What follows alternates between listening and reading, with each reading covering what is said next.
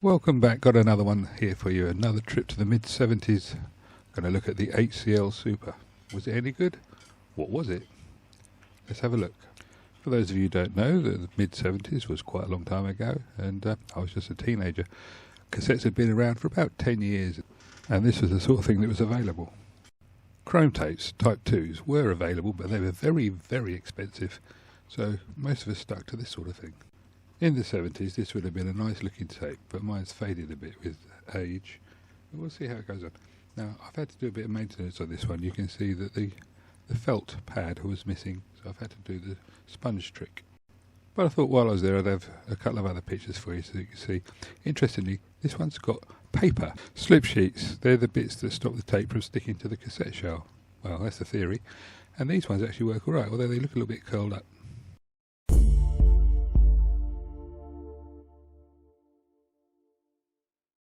We're not going straight into the Boof Ting bit today.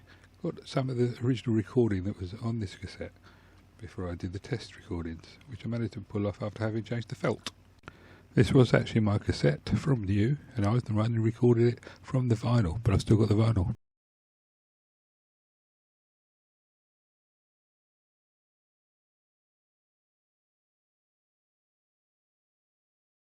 Magic that you can get a thing that's 45 years old and you can play it back and it sounds that good, and well, yeah, it's just astounding. Anyway, if there was no music for you to hear, that's because of copyright and I've had to cut it out, but hopefully you did hear it, and if you didn't, it was wonderful anyway.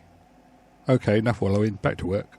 Okay, so we're looking at the silence here, which is minus 76 dB on the scale there, and you can see that's actually better than the high dynamic we had the other day, but only by about dB.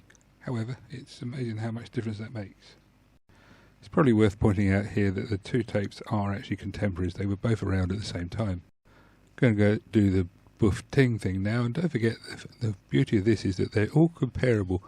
All the tape tests I've done are comparable to each other, so because they use the same source file and the tests are always the same at the same levels, we can actually look at them when we've got a few more and see what's what.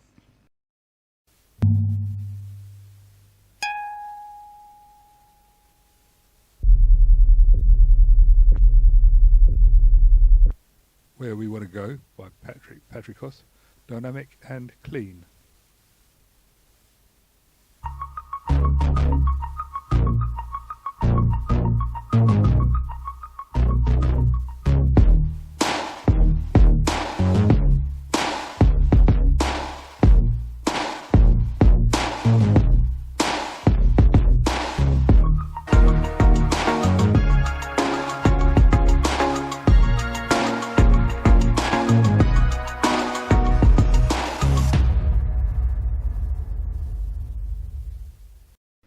So now we're going to have the same at minus 20 dB. In case you're wondering, well, you do it at minus 20 dB because that's what the manufacturers of the tapes specify them at. And when you look at the results, you'll find out why.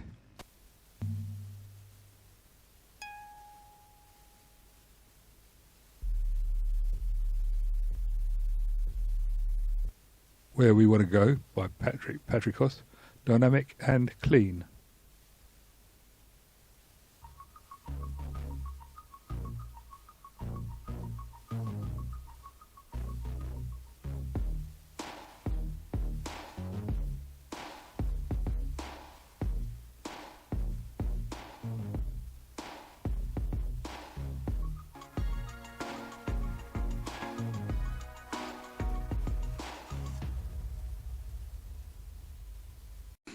Right, we'll quickly go through the normal pictures. There's the white noise and then minus 20 white noise, and I can just point out to you that what we're looking at here is that it tails off a lot later. It goes up into the higher frequencies before it tails off. Now we're looking at the pink noise, and you'll see the same with the pink noise at 20. It goes further before it tails off. Now the 0 dB at 1 kilohertz and there's minus 20, you can see the differences there. The minus 23 kilohertz is nice and clean. Minus 20 bass drop, this is very good. 0 dB bass drop looks the same, it's just louder obviously. 0 dB tune, that's what the tune looks like, and that's what it looks like at minus 20. Again, you can see it goes up further. Now this one was interesting. This one was being driven at plus 4 dB, but it only came out at 0. And it's not looking bad actually. But this was full red on the VU. So this one was hitting +9, and you can see it is well distorted. Now that's not as good as the high dynamic did last time.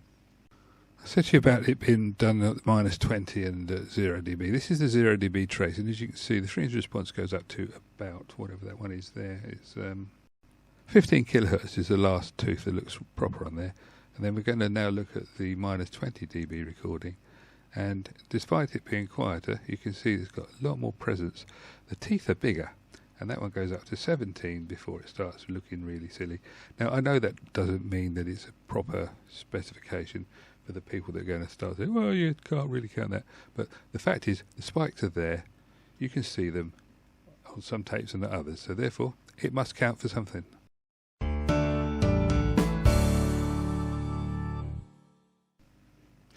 Well, I'll tell you what that means. It's this tape is better in the high frequency response at 0 dB than the high dynamic was. However, at the -20 they're very similar, but this one's better because it's quieter. It's got -78 instead of -70, whatever the other one was, and it's about 2 dB difference. So that makes a little bit of a hiss difference. Now, as far as the actuality of listening to this is concerned, if you're recording pop music, you probably wouldn't hear the difference between the two. But it does mean that there is a difference, and you might be able to exploit it. Again, comparing this to the high dynamic was actually better at the higher dynamics. It didn't have so much distortion at the high levels as this one does. But then, neither of them are bad. It's just they're slightly different. And I just wanted to look at this audacity trace for this one. It's not as clean as you could see as the high dynamic one was, but that could be down to the fact that it's got a foam pressure pad.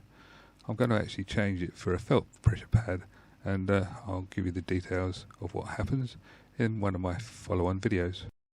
The final result is that the high dynamic would have actually been better for the loud stuff, and the HCL would have been better for some classical music. But the differences are very small, and I think they were both actually pretty good considering. Well, that wraps it up for now. If you've got anything from this video, then please subscribe, share, do whatever you like. Make it known that they're around, and I'll catch you another time. Thanks for watching. Bye-bye.